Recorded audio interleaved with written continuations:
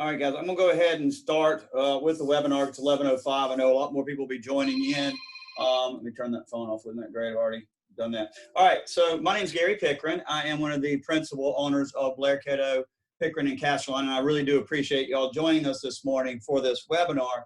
As y'all probably know, most of y'all have attended a lot of my CE and MCE classes, and so it says my internet connection is unstable. Does everybody, y'all see me okay before I keep on going? Because it's just, I got a pop-up saying the internet was unstable. Can somebody let me know? Y'all see me okay? Great. All right, thank you. You're a little bit frozen, like you keep freezing a little bit, but we can hear you fine. What's going on with the internet these days right now, but hopefully that will kind of work itself out here in a second. I'm not on the server. I'm actually off the server, so we haven't normally had problems when we're doing these webinars, but hopefully we'll get through this today. All right. So anyway, Gary Pickren, Blair Cato, Pickren and Castellan. I greatly appreciate all y'all coming. As I said earlier, that I teach a lot of CEs and MCEs, which are all usually based on law or based on realtor ethics. So this is an opportunity for me to get out of that realm into something that I really enjoy, which is business development and marketing. And a lot of people that are in marketing and business development will try to tell you that they are two separate things, but I do believe in real estate, they are the same thing. I don't know how you market without trying to business development. I don't know how you business develop without marketing. So I really appreciate y'all being here, and hopefully y'all will get something valuable out of this. I think the seminar will probably take about 30, 45 minutes, and we'll probably wind up doing it again. So if you have friends that signed up and weren't able to come, we'll go ahead and do it again probably next week or so.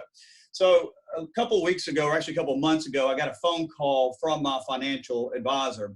And it was an email from my financial advisor, Justin. And he emailed me and said, hey, I know things seem bleak right now, but I think what we need to do is be very aggressive with your retirement. We need to switch over your from mutual funds over to stocks. Well, like y'all, at that time, it was mid-March. That was the last thing I wanted to think about was my retirement. Because every time I was looking at it, it was plummeting, day after day after day. The stock market was plummeting day after day. And so I'm kind of an ostrich when it comes to bad news. When things start going bad, I just want to stick my head in the sand, raise up, and hopefully that it's all clear and I can come back out. And so I just emailed him back, said, do whatever you think's fine. And then I forgot all about it. Because at that time we were more worried about whether you guys would be able to continue to do what you do so well, whether we'd be able to do closings, we were going to send staff home, what was going to happen with the coronavirus, how deadly it was going to be. And so I really just didn't care to even talk about it. So a couple of weeks ago, I got a phone call from him and said, hey, let's have a phone call real quick and update you on what's going on. And so when we got on the phone call, Justin said, I just want to congratulate you. I said, what? What do you mean congratulate me? He said, when we switched over, when you authorized me to switch over from your mutual funds to stocks, you did it the day the stock market plummeted to the very bottom dollar. That's when it got down to the 18,000 range.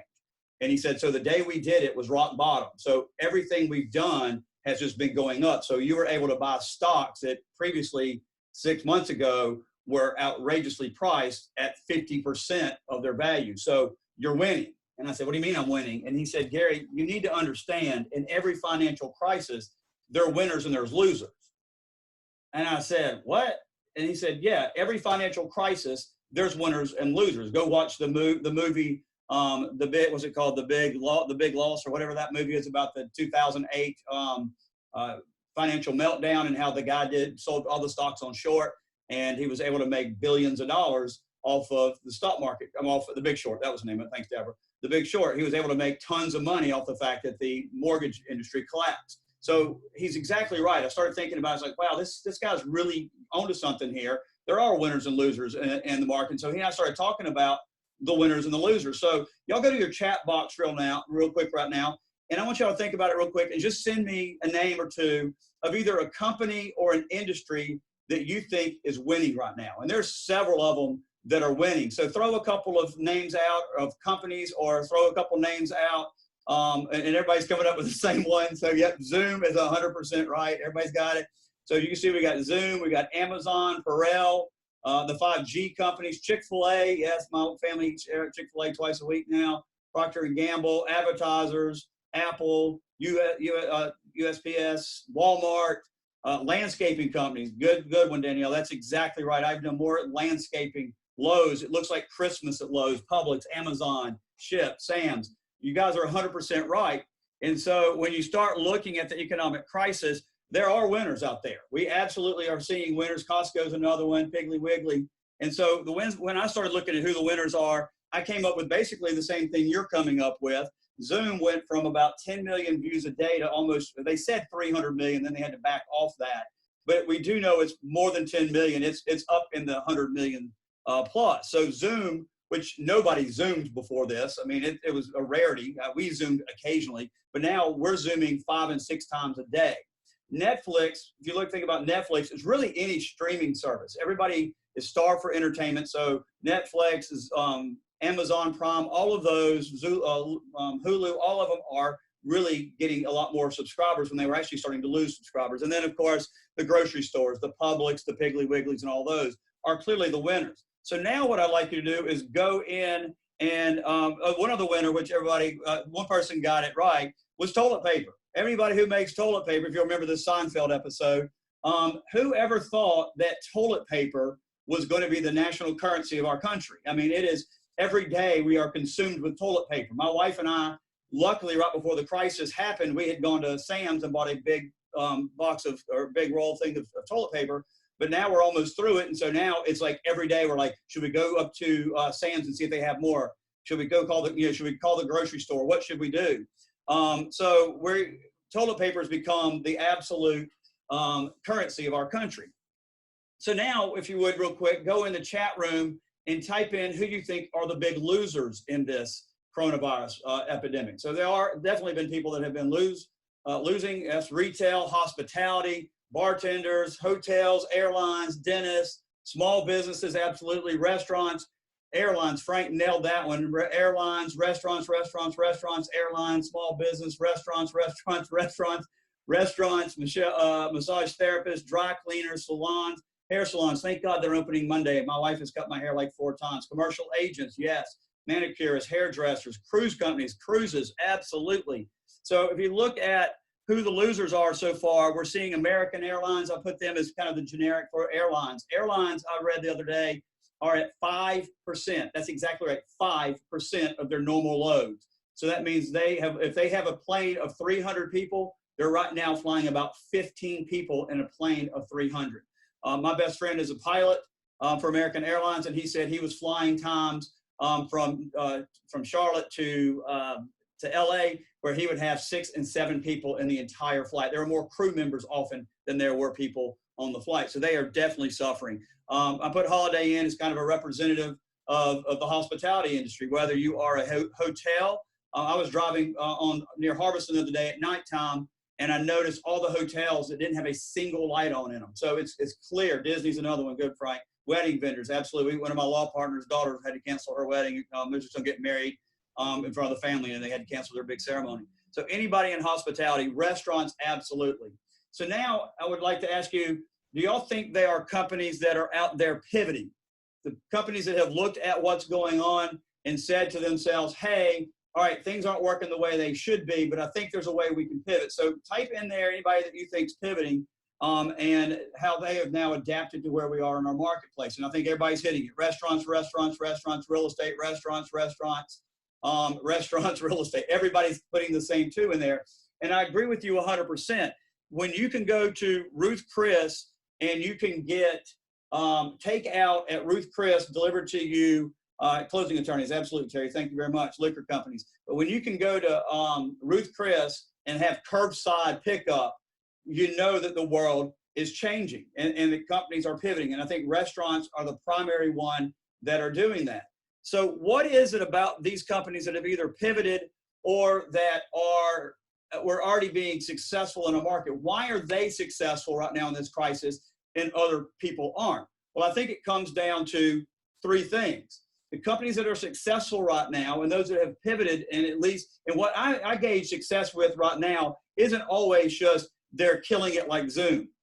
Their success in, like I was talking about with my retirement, I'm not making money in my retirement. I just didn't lose money like I could have lost in my retirement. Instead of losing 30%, I've lost 10% perhaps. So to me, that's winning. So there's people that are winning that normally you would say, well, these are losers. They're dropping 20, 30% of their income, but they have won because otherwise they could have been out of business. So what is it that made these people winners and losers? Well, it's they provide something that people wanted. They are providing something that people needed. or they provide something that people just can't do themselves. So think about that in terms of the companies we talked about earlier. Streaming, net entertainment. They're providing something that people want. People want to be entertained right now. They want to forget what's going on in the world. They want to just be able to disconnect from the world, watch a Netflix show, and not have to think about anything. So Netflix, Zulu, or Hulu, all those guys are providing something that people want. What about the grocery stores? The grocery stores are providing, they're providing something we need. We need food. We need toilet paper. If you go into grocery stores right now, they're completely running out of stuff left and right. There's canned goods are out, paper goods out. But what's happening with grocery stores is they're providing things that people need. The more that we stay home and we don't eat out, the more groceries we're going to need, and that's why they've been successful. Think about other companies like Zoom. Why is Zoom successful? They don't necessarily provide something we want or we need, do you? Oh no, Terry says she can't. Tricia says she can't hear me. Can y'all hear me okay? I don't know why we're having an internet connection. All right, so everybody says they can start hearing me now. I apologize. If y'all say y'all can't hear me, just say, hey, having trouble, and I'll stop back. All right, so so we were talking about Netflix, grocery stores, Zoom. What has Zoom done? Why is Zoom a winner? Well, because Zoom is providing something not only that we need and want, they're providing something we can't do ourselves. Right now, we need to communicate in person with people. We can't do it. So Zoom is providing something we can't do, which is an outlet to be able to see each other and to communicate while we see each other. Well, of course, you can do that on your iPhone, but you can't do it with 65 people at one time. Zoom is able to provide something that we can't do ourselves and that we need in our businesses. So what is it that real estate can do then? If real estate wants to be a winner, what is it that we can do to pivot? Well, a lot of us are already doing those things, and there's things that can make us winners. And I'm just going to touch briefly on this because a lot of y'all have phenomenal ideas, but I'm going to get more deep into other stuff that's more important. Real estate can be winners, and the reason we can be winners in what y'all do is that y'all can do the three things that the consumer can't. You can provide something they want, you can provide something they need, and you can provide something they can't do on their own. So what is it they can't do on their own? I don't know how anybody can sell a house right now with this pandemic going on as a FSBO. How can they possibly get the message out and get people to feel comfortable to come to their house, make sure that their house is in a position where a consumer would want to come in and not have to touch doors, not have to touch lights? How do they get these people to their house in a safe manner? How do they keep their own selves safe in their own house? So there are things that you are able to provide that they cannot do themselves to a FSBO. What do people want? What do people need? Well, people want safety protocols, and they don't know how to make sure that anybody who enters their house follows those safety protocols. So if, for instance, I only want you to look at my house on Saturday and Sunday, how do I do that? Well, I can do that through a real estate agent, through MLS, through the comments in the MLS. If I want people to wear masks and have sanitizer and things of that nature, my agent can assist me on that. That's something I need. That's something that I want. I need information about the market today. I need to know today, if I put my house on the market, will I be able to find something in the market I want to be in? How long is it going to take me to sell my house? Are house prices rising? Are they falling? The market is changing every single second right now, and somebody trying to do it on their own or relying on Zillow isn't going to work. So the real estate agent can provide what they need, which is great information about our market and the trends. So these are points that you can sell to these clients and say, this is what we can do. You need our help. We can also help sellers understand the importance of getting out and getting their house listed now instead of waiting, because when the market opens back up, it's going to be a boom, and you want to be at the front of that boom. So we're providing information, we're providing advice, we're providing counsel. So we know there's things we can do, but what is the big disconnect then? So if we know there's things we can do and we're confident in what we're doing, why are we having such a problem doing it in our industry?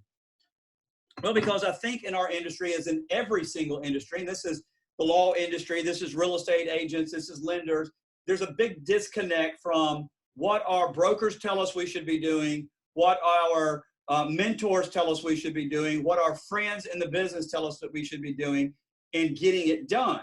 And I've always said that people are good at coming up with things to do, they just don't know how to implement them. It's sort of the now what. And I struggle with that myself. I'm an ideas person. I love to come up with great ideas for marketing, whether it's putting TVs in our office for to show the houses that your clients are buying, to doing a green screen. I'm just not good at implementing it. I need somebody to help me implement it. Well, we have a business coach now, and she's been helping me learn the steps for implementation. And I'm going to share a lot of that with you in the next couple of minutes that I believe will help you understand what it is that you need to do to become a winner in this problem. I'm not going to spend a lot of time today giving you ideas, individual ideas, because each one of you are in different markets. You have different plans on how you want to run your business. Your brokers are giving you tons of information, and people are out there giving you the information. What I'm going to do is provide you the roadmap for how you get what your brokers are telling you, what your mentors are telling you, what you're coming up with on your own. And I will show you how to get this working for you so that you can increase your business. So let's talk about how we do that. Step number one is plan, plan, plan. And it may seem elementary to a lot of you, but this is the most important part of business. One of my very good friends and our business coach, Cindy McGovern, wrote this book, Every Job is a Sales Job. And the majority of this book, in my opinion, talks about planning and how we fail at planning, and how if we plan better, we would be better at what we do. And so when you start looking at planning, I want to kind of do a sport analogy. Now, I'm not a huge fan of sports analogies. I don't think they always work. And I think a lot of people are like, I don't like sports, so what do I care? I've got a sports analogy that I think will be very simple for everybody to follow, and being that we're all in South Carolina, I think everybody will get it. So let's talk about the plan on a sports analogy. I'm sorry, I'm going the wrong way here. All right. So let's talk about whether you're in business or you're in sports. Every game has to have a plan. If you don't have a plan, it is impossible for you to succeed. That's very evident in sports, but it's also very evident as a real estate agent, as a real estate lawyer, or as a lender. So let's talk about football for a second, and let's talk about being successful there. And I'm going to talk about Clemson. I am not a Clemson fan. I don't like Clemson at all, but I have to give props where props are due. And whether you love him or not, Dabo Swinney gets it. He really gets it. I think Muschamp gets it. It's just going to take him longer to get there. But let's talk about Clemson football for a second. When Clemson sets out every year, when Dabo Swinney sits down with his staff and leaders on his team, do you think that he makes a plan before he sets his goals? And I can tell you from hearing the man speak, he doesn't. He always starts with goals. So if you're going to try to plan on how you're going to make more money or try to get more business during this epidemic, you have to figure out, what is my goal to begin with?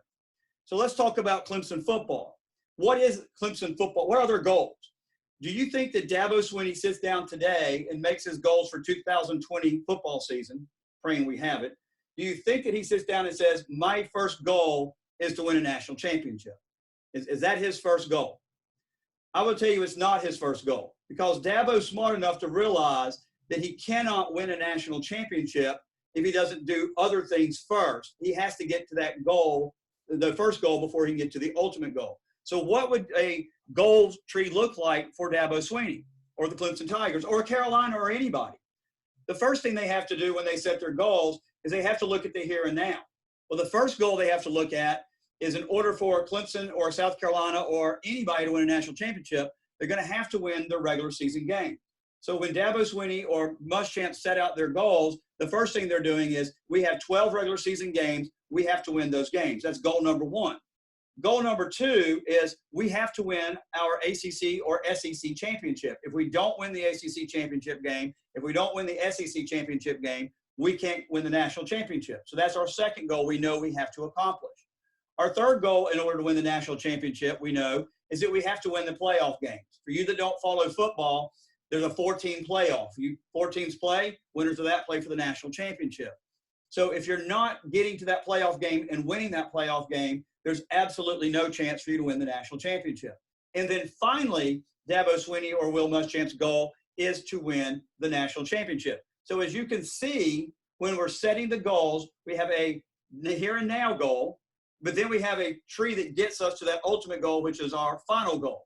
So when we start talking about how real estate agents will need to be setting those goals for this virus and this pandemic, we're going to talk about that in the here and now as well as in the future. So when Dabo Swinney sets his goal, do y'all think that winning the national championship as the ultimate goal at the end of this is realistic? Are all four of these goals here realistic for Dabo Swinney and the Clemson Tigers? Well, absolutely. And the reason we know those are realistic because he has already won 2 national championships. And let's be honest, they don't play anybody this year. They have the 8th easiest schedule in the entire country out of 130 teams, which means there's 122 teams that have tougher schedules than him. He should win the national championship. Now, at the same point, would it be a reasonable goal for Wake Forest football team to set the same goals that the Clemson Tigers set? Probably not. I don't see that winning a national championship is a viable goal for Wake Forest. Winning a playoff game is not a viable goal for Wake Forest, and winning the ACC championship is probably not a viable goal for Wake Forest either. So they have to maybe make different goals based on who they are. Southeast Louisiana State, Troy State. Talk about all these small colleges, Northern Illinois. The chances of them winning the national championship are 0. So they probably have to set out different goals. And because if they set out national championship as their goal, they probably lose focus of what they really need to be working on. And they may even lose the people that they are trying to motivate to get there. So in goal setting, it's got to be realistic. It's certainly realistic for Clemson to set these goals. Heck, it may not be realistic for South Carolina to set those goals. Let's be honest. All right. Now, once Dabo sets his goals, is that it? Does he put this away and go, I'm all done, I'm ready for the season, let's start playing? No. Once he sets the goals, the next part of that is he now has to set his plan for reaching the goals. So now that we know what Dabo's plans are, what is it, or his goals are, what's his first plan? Does he go down here to the national championship game and start trying to figure out, how do I get to this national championship game? What's my plan to win that game? Does he sit here today and go, okay, I think Alabama is going to be in the national championship game with us, so I need to start planning on how to beat Alabama today? Well, probably not. That's probably not the first thing he's going to do. He may do a little bit of that, but what Dabo and Clemson or Will Muschamp and all of them are doing is they are starting first with, how many players did I lose this year to graduation in the draft? What do I need to do to replace those players in the lineup? Who do I have on my team? Who can I recruit to put in those spots? Once he finishes recruiting, then he has to move to the next part, which is he then has to plan for his summer practice, which is upon us here in a couple of months if we get to go back to practicing. So he's having to deal with the here and now and what's immediately in front of his face. Then at that point, he can start talking about fall practice. He can then start planning for individual games. He's going to plan for that game against Wofford or Citadel, whichever cupcake team they're playing this year. He's going to plan for that Wake Forest game. He's going to have to plan for that Florida State game. And he's going to plan for all those games in order of which they come. And then once he finishes planning for that, then he's going to start planning the ACC championship game and planning what he needs to do and what he's going to think he's going to have to do to win that game. And then he can start looking at the national playoff, the championship playoff. He's going to plan both right in front of his face, short term, and throughout to his final goal. And he's also going to be willing to pivot. So, for instance, if he starts planning now throughout this process and he ultimately thinks that Alabama's going to or LSU is going to be in that national championship game, and all of a sudden he sees a team like Auburn take off and now they look like they may be a national championship contender, he's going to have to start pivoting how he plans for that ultimate game down the road. So he's going to set a goal, he's going to set a plan, and he's going to be willing to modify that plan as things in front of him change. Now let's look at that for us real estate people. How are we doing this in real estate? Well, the first thing we need to do is we have got to set goals. And it's interesting, this law firm has been in business for 5 years. Cynthia Rex and I grew this firm organically the day we left Rogers Townsend and started it. And we had such a bad taste in our mouth from the corporate law firm of doing a JBF and an APA and all these other forms to prove why you were valuable, what you needed to do, and all your goals, that we just didn't want to do it. So for the first year or so, we came over, did no plans, and we grew this business fairly quickly. And then we met Cindy, and Cindy's like, what in the world are you doing? How do you know what you can afford to do, how many people you need to hire, how many positions you need to create, who you need to target, what business you need to let go of, unless you're planning? You'll have no plan. You don't even know how many closings you need to do next year just to stay where you are today, much less to grow. You don't know how much money you're making per closing file to determine, is it viable to keep doing this level of this type of business? Should you still be doing relocation? Should you still be doing builder closing? Should you still be doing seller rep? There's a cost to doing that business, and you need to figure that out so that you can make your goals. So 2 days in the middle of the winter, we sat at Rex's church in their office, and Cindy, Rex, and Cynthia and I sat down with a big pad on the wall, and we started making goals. And so the first thing we had to do is start figuring out what's our goal and how we're going to get there. And so what y'all need to do, first step you need to do, is start looking at your goal, not in terms of units. When I ask real estate agents all the time, what's your goal for this year? Oh, I want to sell 200 units. Okay, no, how much money do you want to make? Because it doesn't really matter if you sell 200 units if they're all $1,500 properties. If you sell 200 units and they're $400,000 properties, that's something. But I would rather sell $15 million houses than sell $100,000 houses, perhaps. I haven't run the commission numbers, but I would think that would make you a lot more money. So the first thing you need to do, in my opinion, is you need to sit down and figure out how much money do you need. And right now we're in an economic crisis, so we're probably not as worried about how much money do I need to make for 2020 as I am about how much money do I need to make in May, and how much money do I need to make in June, and how much money do I need to make in July. So the first thing you need to do when you finish the seminar is sit down and say, okay, how much money do I need the rest of this week? Am I good or am I not? What do I need to do to get something perhaps closed or pushed up so that I can get money this week? How much money do I want to make or do I need to make for the rest of May? How much do I need to make or want to make for the rest of June? And plan out the rest of this calendar year, and then add it up and find out how much money you need and how much money you want by the end of this year. And it may be that you have to run two numbers, the want versus the need. I need $5,000 a month for these rest of these months. I'd like to make $10,000 a month, and set those as your need and your want goals.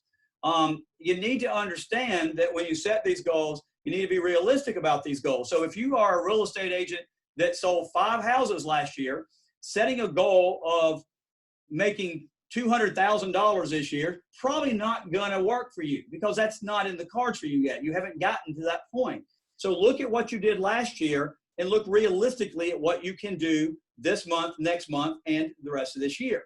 If you have 0 clients right now because you've been quarantined for the whole time of this virus, setting a goal of closing 4 houses in the next 2 weeks isn't going to happen either. Okay, so be realistic on your goal setting. You also need to look at your goal on a monthly basis and be realistic on how that month goes. So let's say you want to make $60,000 this year. Setting a goal of $5,000 a month for 12 months is probably not the best way to set a goal, because typically May, June, July, and August typically are the busiest months in real estate, while December, January, February, those months typically are not the best months. So you don't want to set the same goals for December that you set for June and July. So you need to look at how you've done during those past years and see how those indicate what you're going to be looking at coming forward. So you need to set the goals in dollars first. Then the next thing you need to do once you get your dollar goal set is you now need to flip over and say, okay, how do I translate the dollars into units? What is my market? If I'm exclusively selling $100,000 houses, and that's pretty much the entire market I have, you're looking at seeing you're only doing $3,000 commissions per closing. So you need to set, if you look at your dollar amount, you're going to divide it by 3,000, because that's the amount that you're normally going to go over. But if you're not, if you're in the $400,000 range or the $300,000 range, you know the dollar amounts are different, and you can set your goals based on the dollars that you typically sell. So you need to really sit there and look at that. It may be that you're a hybrid, so that you might say, okay, I need to sell 3 houses in the $200,000 range and 2 houses in the $100,000 range to get to the numbers you are at. So set your dollar goals and then translate those into units, okay? Now, once you've translated that, now the next thing is you have to figure out, are my numbers legit, and how am I going to get those goals for each week, this month, and this summer? And what you need to understand now that you've planned, and now you have a roadmap to where I need to go and what numbers I need to get there, now you can start concentrating on, how do I do it? So before you start trying to figure out, how do I make more money or how am I going to get more business, you need to figure out what it is you want to do and what it is you need to do. Because if your goal is to do 4 closings this year because you work in another industry and you're fine what you're doing, you don't need to go out and spend $20,000 on billboards. It doesn't make any sense because my ultimate goal is to make about $30,000 in real estate this year. I don't need to spend $20,000 in advertising and marketing. If my goal is a legitimate goal of making $300,000 or $400,000 this year, then I need to start figuring out how much money I'm going to have to spend in marketing to get there and what is a good rate of return on that investment. You have to understand, and I think all of you get this, it's not going to fall in your lap. So when you set these goals, you need to start figuring out how I'm going to get there. What are the goals? How am I going to get there? So what you need to do next is then sit down and look at all of the things that you have done in the past and look at your rate of return to figure out, are these items successful and was it worth the amount of money that I've spent to get it? What was unsuccessful in what I've done? And you need to put this to paper. Don't just think in your mind. You need to sit down with a piece of paper and say, in the last 3 years, I've done these items of marketing. This is how I tried to get to where I am, and list them all out. And then write a U or an S beside them and say, this was successful, this was unsuccessful, this was successful, this was unsuccessful. The ones that you have marked as unsuccessful, you need to look at and go, why was it unsuccessful? Was it unsuccessful because the idea was bad, or is it unsuccessful because implementation was bad? And probably what you're going to find is at least half of the things that were unsuccessful weren't unsuccessful because it was a bad idea. It was unsuccessful because you didn't implement it correctly. There was a baseball coach that coached for the Braves, Chuck Tanner, years ago, and every time they would lose a game, they would ask him, well, what happened today? He goes, good idea, poor execution. And so when I coached baseball, I always would tell the players, hey, it's a good idea, it's just poor execution. So you need to look and see, did you have a good idea? Did you just execute it incorrectly? For the items that you put as successful, you need to really look at those again and say, really, was it successful? For example, if you spent 400 hours attending some meetings at a club or a church or whatever for the sole purpose of getting business out of that club or that church group, and you got 2 closings out of it that netted you $6,000, was 400 hours of your time worth that to get that amount of commission? Probably not. So when you start looking at rate of investment, return on investment, don't just look at dollars. Look at time. Time is expensive. Time's very expensive. We can't make more time. And so if time is it takes you too much time to get to where you need to be to make that opportunity viable, then that might not be a successful item that you want to do again. I'll give you an example. For me, it's not a good rate of investment or return on investment for me to be part of one of these leads group, because there's one real estate agent in the group, and the agent who always asks me to be in it is an agent who already sends me business. So for me to be part of a leads group, I have to spend an hour at the leads group every week. I have to get ready to go and come back. So it's going to take me 3 hours of time times 50 weeks probably. So it's 150 hours of my time to get closings from somebody I'm already getting closings from, because the rest of them aren't closing real estate agents. So for me, it's a terrible waste of my time. It does not provide good rate of investment on my investment. It's a better use of my time to take those 150 hours and individually meet with a real estate agent. I can meet with 150 agents in that 150 hours. It's better rate of return on my investment. So you have to think about that. The next thing you have to think about this is, where are my targets going to come from? Where can I find new targets? Where can I take old targets and make them into new targets? And what is my likelihood of success? All of this only works if you're putting pen to paper. If you're just doing this in your mind and thinking about it, or trying to just, okay, I've got this under control, it's not going to work. It's just not going to work. You have to sit down with pen and paper, quiet room, and start writing all this stuff out. And you will be amazed that once you start writing all of this stuff out, and then you take a break and you come out back and write more, all of the stuff you'll see, and you'll be like, oh my gosh, I can't believe all of these things that I've been doing that have been unsuccessful that could have been successful, or I can't believe these things I thought were successful that weren't successful.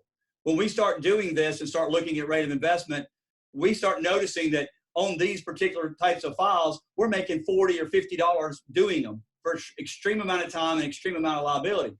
That's not a viable line for us anymore. We just go ahead and tell the client that we can't do those types of closings anymore, and we let the other attorney take them and let them lose money doing it. So you have got to see that. The other thing you have to do is you need to be in communication right now with your mentor, your broker, your friends in real estate, and ask them what opportunities are out there. Give me ideas. Go on the internet and start searching for what other real estate agents are doing in other markets. You learn more from what other people are doing than you can ever possibly think of it on your own. So go out and ask other people what they're doing and how I can be, and what I can do, and then start looking on the internet and what other people are doing. And I guarantee you'll see there's opportunities out there that will work for you and work for this market. There's a million different answers for all of you. There's a billion different ways of doing things. So do your own, but you got to get your plan in place. Now, once you have the plan, once you have the goals, once you've analyzed what you're doing, the next thing you're going to now need to do is do the micro plan. All right, that's a big macro plan. So now we're into micro planning. Micro planning is, what is it I'm saying to my sellers? What is it I'm saying to the buyers? What am I saying to customers to get them to sign up with me and let me list their house or let me help them buy a house? What am I saying to a consumer to get them to the point they feel comfortable listing a house? But here's the most important part today in an economic crisis. What are your objections going to be? What are those objections? Before you ever meet with a buyer, before you ever meet with a seller to try to get them to list a house or to get them to go buy a house, you better understand and you better know what every single objection is going to be to that and know what the answer is. If you just wing it and you sit down with a seller and he says, well, my concern about selling my house is blank, and you haven't prepared and thought of a good answer, you're going to fall flat and you're not going to be able to get that person to sign up with you. I'm going to give you a quick example. Before we opened our Lexington office, that was a problem for me marketing to Lexington agents. So if I would take an agent, say Patrick O'Connor, to lunch and say, Patrick, I'd really like your business. And he says, well, you don't have a Lexington office and I don't really want to have to drive to downtown Columbia. If I don't have a response to that, my conversation is over. There's no talking him into business. But instead, before I go on Maps, Google Maps, and I Google how far it is from his office to my office, so I know exactly the number of miles that is and how long it's going to take. So when he sits down with me and raises that objection, I said, well, Patrick, you know your office is only 14 miles from my office, so it's only a 20-minute ride. And here's what I'm going to do to make sure it's not a hassle for you, is we'll make sure all of your closings are scheduled at after 10 o'clock and before 3 o'clock, so that you will be able not to have to worry about traffic coming in the morning or traffic going out in the afternoon. So you're never going to have to worry about traffic. And if you can't get funding, we'll make sure we can get a check out to you. There's several ways we can get the check to you. Well, how about getting earnest money to you? I don't want to drive downtown to get you earnest money. Well, we have an app called Zochem. You can deposit the money from your office with your cell phone. Does that sound good? So I have already prepared for the objections, and I am already ready to answer his objections, and I am ready to take all of that on, and I know he won't have any other objections. So I have planned out my entire meeting with him, not only on the positive things I'm going to say, but on what negative things he might come up with.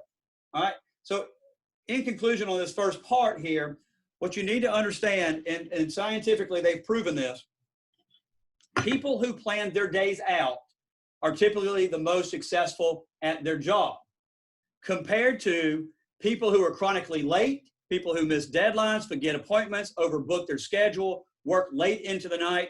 They are typically less successful and they struggle because they're not planning. So how many of y'all hit any of those marks? You're late to your meetings, you miss deadlines, you forget appointments, you overbook, or you work late into the night. If any of that is you, then perhaps it's because we're not planning properly. So we need to make sure that you're planning. So what you need to do today is ask yourself a couple of questions. What do you want? Who can help you get there? Identify those people who can help you get to what you want. Oh, I'm sorry. Maybe I went too fast. Do you know how to get what you want? If you want to use social media to get what you want, do you even know how to use it? If you don't know how to use it, who can help you figure out how to use it so you can get to what you want? All of these build on each other. The most important part, what are your weaknesses? What are your weaknesses? If you are awful at social media, you don't even know how to turn a computer on, then probably social media is not going to be good for you. If you don't like doing video and you can't ever see yourself sitting in front of a video camera like this today, teaching a class, then that's maybe not something you need to do. It's either a weakness that you're not going to be able to overcome, or maybe it's a weakness that with some training and some effort, I can overcome. I didn't want to do video. I absolutely hated video. But now, because I've done it so much, I'm okay on video and I can move forward on video. All right. How confident are you that you can be successful? Remember, confidence comes through preparation. Preparation is setting goals. Preparation is setting plans. Organize your thoughts. You need to know your stuff before you meet with your client, what their objections are, how I'm going to overcome that. You need to rehearse your presentation now more than ever. You do not need to go into a presentation with a buyer or a seller not having rehearsed that presentation thoroughly, knowing how you're going to present this, what those objections are, and rehearsing how you're going to overcome those. And you need to be prepared to answer any questions about how to handle what's going on in this economic crisis. Now, the last two parts I want to go over before we finish is trust. Now more than ever, you've got to establish trust with your consumer. Consumers don't trust real estate agents any more than they trust lawyers. They need to trust you in order to list their house with you or to let you help them buy a house in an economic or a crisis or a pandemic. You need to understand a couple things about trust. People who trust you are a lot more likely to help you or ask you to help them. And that's what you want. You're wanting somebody to ask you to help them. You need to understand that trust is never automatic. You can spend a ton of time with somebody and never build trust. There's people you probably spend a lot of time with in your personal life you don't trust at all. You can even strike a great rapport with somebody and they still not trust you. Quite frankly, I think there's two types of people in the world. People like myself, who as soon as I meet you, I naively trust you. I am that person. As soon as I meet you, I trust that you're a good person. You're not going to screw me over. You might actually screw me over and I'll trust you won't do it again. That's something that I've always done. That's just my being naive. My wife, on the other hand, she's the opposite. She doesn't trust you thoroughly until she gets to know you. And then after she gets to know you, she's still going to look at you to make sure she trusts you. I don't know how long it took her before she finally decided she trusts me, but I can tell you that's how people are. People who automatically trust and people who need a little time. I can like you and not trust you. I can hang out with you for years and still never trust you. So how is it that you're going to establish your trust then? You have to establish trust in 5 ways. Number 1 is you have to listen. That's the most important thing and the biggest thing that real estate agents fail out, in my opinion. You're so anxious, and lawyers too, we're so anxious to show the person we know what we're talking about and to sell them on what we want them to do that we never even listen to them to find out what their issue is or what their problem is. So before you utter the first word, you need to listen, and you need to listen in earnest. Once you listen, that person is going to start trusting you. For example, I had an agent tell me one time, she went and met with a client who wanted to sell their house. She listened to why they wanted to sell their house. They wanted to sell their house because their taxes were too high. They were too high not because the house was overpriced. They were too high because they were at 6% interest, 6% tax rate. They had never gone down there to get it to 4%. She told them, go down and change it to 4%. You don't need to sell your house.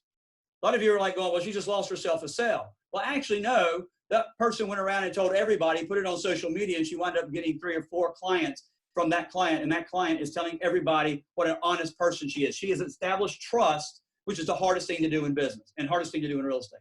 Second thing, you need to observe. When you're talking to somebody and they're talking, you have to observe their body language. Do they look like they have arms crossed, like they don't want to talk to you? Or are they opening? Are they leaning in? Are they turning their head while they're listening and understanding? You can tell a lot by a little bit of body language as to whether what you're saying is making any headway. You need to talk too, and when I say talk, it's not just talk about what you know.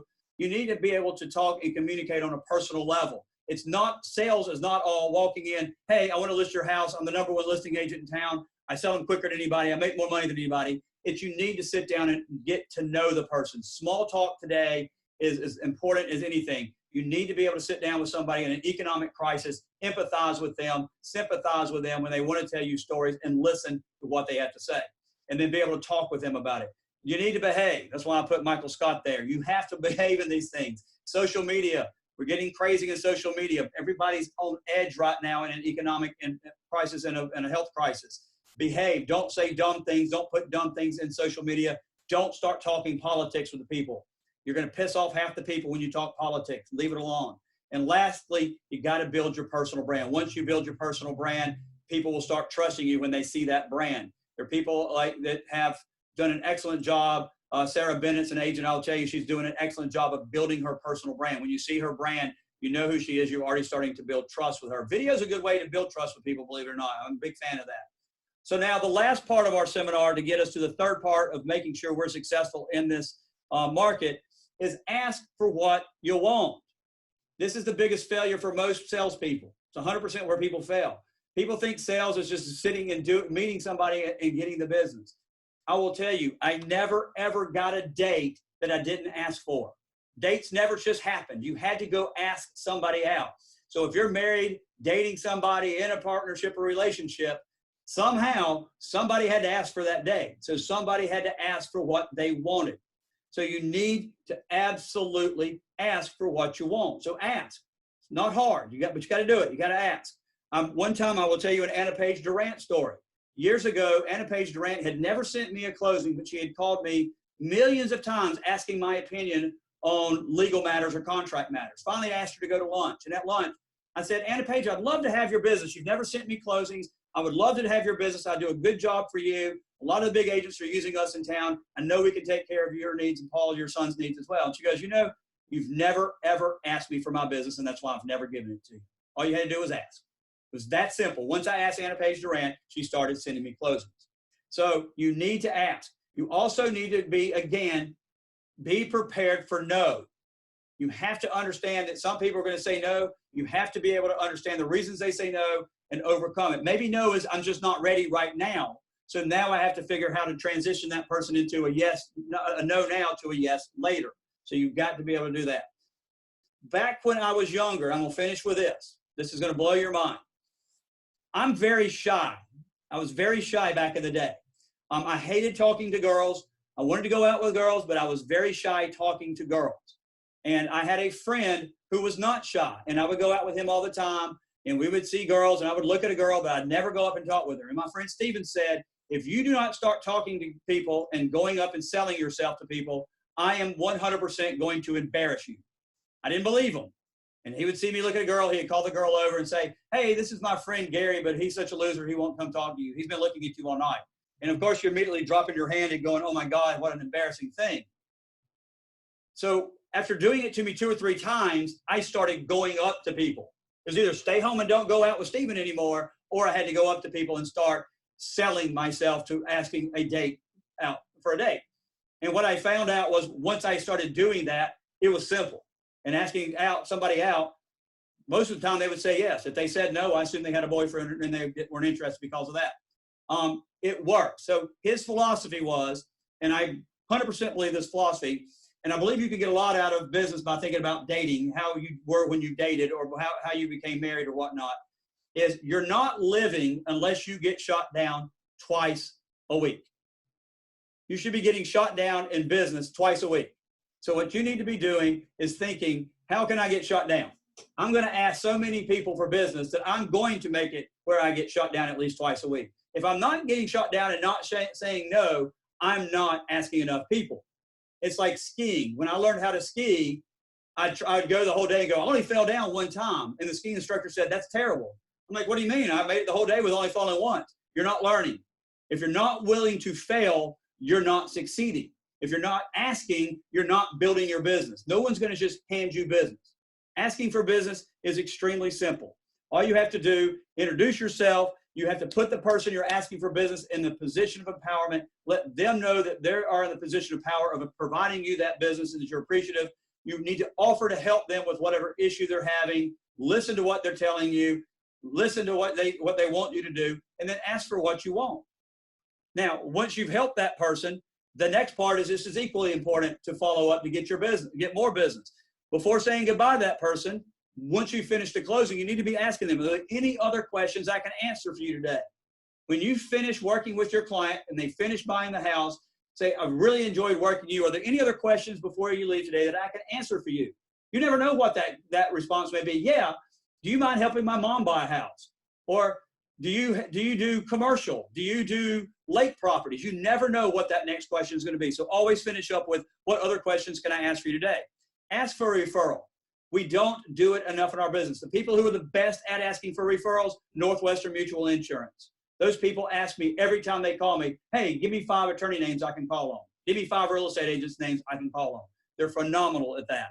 send an email containing a link for a review. After you finish, tell me how good I did. If people think you did good and give you a review, they'll probably give you a referral. Lastly, always call afterwards after the thing's over and say thank you. Don't just send a card. Card's impersonal.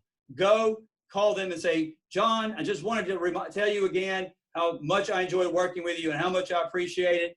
Is there anything I can do for you? Do you have any questions for me that I need to help you with? And when they say no, say, well, if you like working with me, is there a friend or a colleague that you would mind referring to me? So the bottom line is you need to plan, you have to establish trust, and you got to ask for what you want in order to get it. All right? So here's my ask. If you want to need more help in planning, if you're still saying, well, I don't really know how to set goals, I really need somebody to kind of help me set my goal, I am available for you. Just send me an email. My email's on the screen. Send me an email and say, Gary, let's do a webinar or do a web meeting. I'll happy do a one-on-one meeting with you through Zoom. We can do a 15, 20-minute meeting with you, and I will help you organize. You will be the one doing the planning, but I will help you figure out how many closings I need to do, how much money I want to make, and I'll help you come up with that and give you the guidance to get you where do you need to be. All right? So that's the first thing I ask you. The second thing I ask you is if all 70 of you who are on this webinar send me a closing today, that would be fantastic. I would love to have your business. Obviously, you'll have absolutely no objections I need to hit today because you can't object, because I can't hear your voice to object anyway. So I'm asking you to please send me a closing. See, I'm asking for what I want. I need a closing from every one of you. So please email. The next thing I need you to do also is I need you to subscribe to my legal tips. I think almost all of you are probably getting my legal tips, but if you're not getting your legal tips, go to blaircato.com, and there, down at the very bottom of it, you can sign up for my legal tips. All right? So that's my seminar today, my webinar. I hope you were able to get something out of that. Somebody has asked me, what agent did you just mention that's building her personal brand and doing a good job?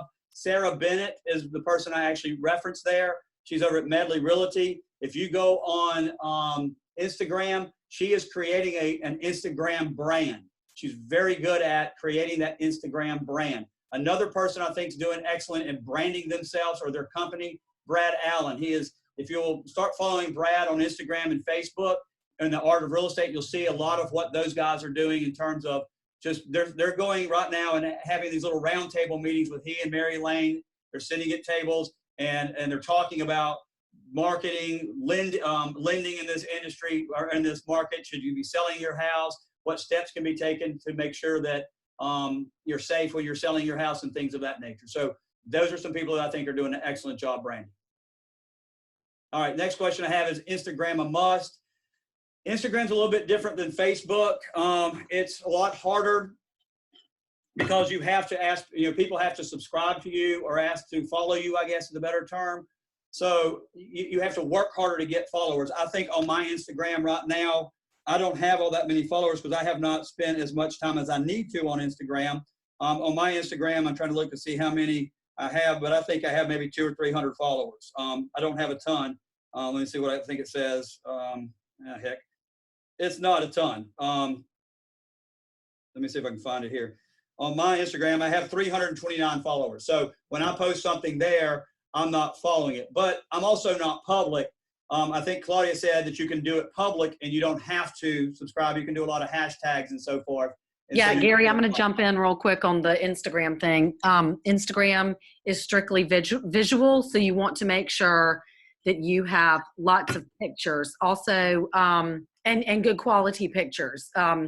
There are lots of statistics and research that's done on how long people focus on your Instagram page. They look at the first 9 blocks on your Instagram page. So if your first 9 blocks on your Instagram page are not captivating in some way, then they're just going to click off of you. So you need to make sure that your Instagram page is very clean with good quality pictures. The other thing with Instagram is that it is real time, which is why it's called Insta, because you need to, you can't post from a computer. You can only post from your phone. And that's the whole idea of it. So just keep those things in mind when you're using Instagram. Okay. So yes, I think Instagram is going to be more and more important. Absolutely. And I think if you're not on Instagram, you're going to get left behind.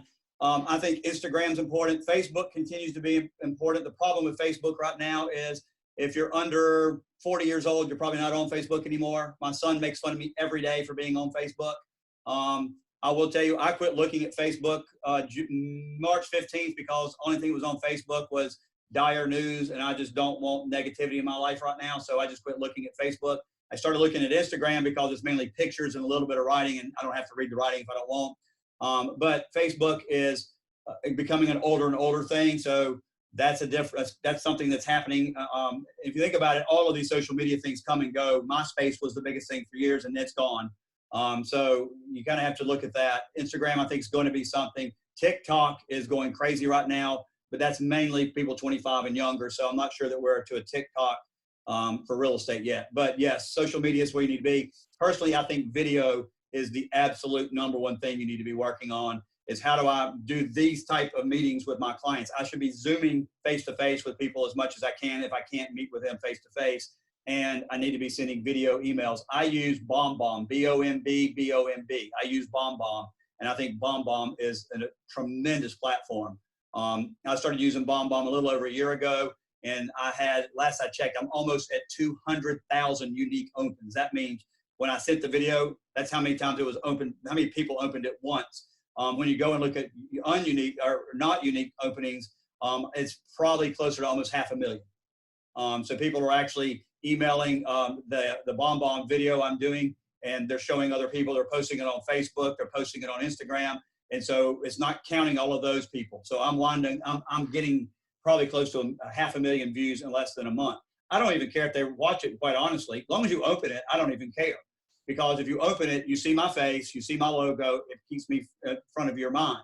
If you play it, that's even better because you get the educational information in it. So that's what I would say. All right, the use of masks have not been consistent. Some agents use them, some do not. How do we ensure safety with potential clients? Any idea? Deborah, great question. I'm asking questions of clients. If I'm listing a house, I'm asking my seller, what concerns do you have with people coming in their house? If they say, well, I don't want people tramping in my house every day of the week, because I'm trying to clean, but, if somebody comes in Monday, Tuesday, Wednesday, I just think that's just too much.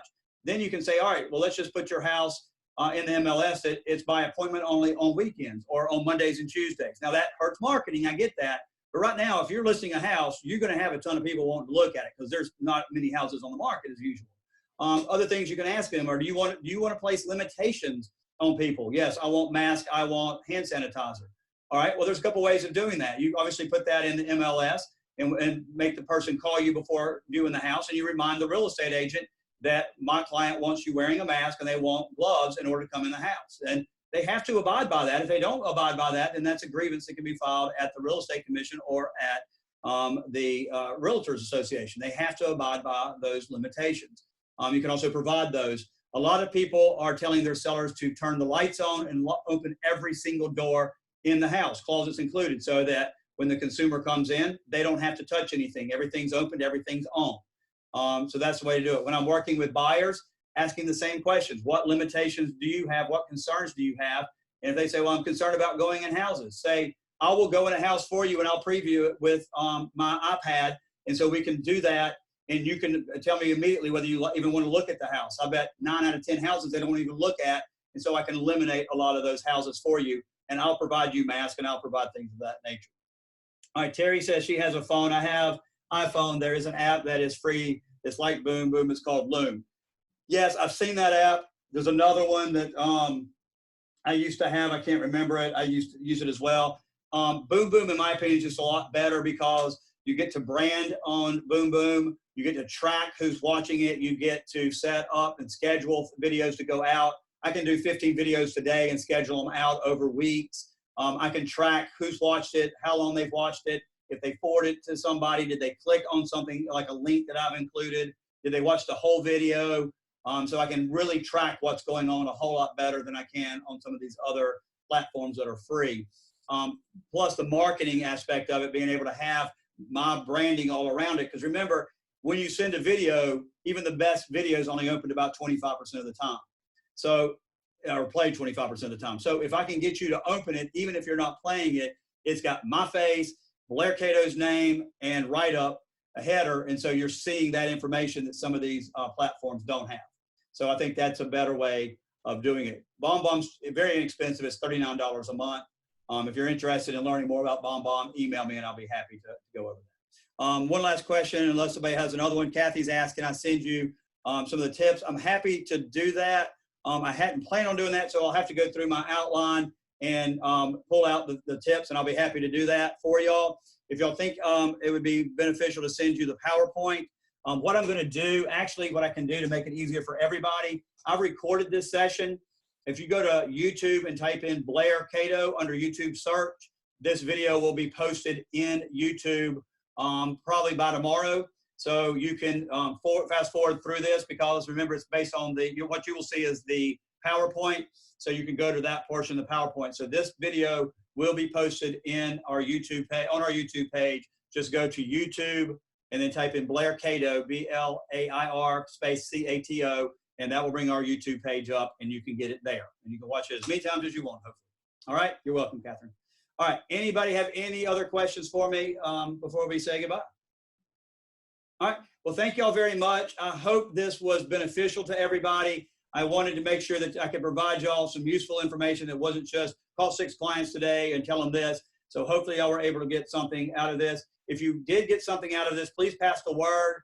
I want to do this video for more people. So if you thought it was worthwhile, tell people in your office, and we'll probably try to schedule it again for next week. All right. Thanks, guys. Y'all take care and get out there and get selling and send us some closings.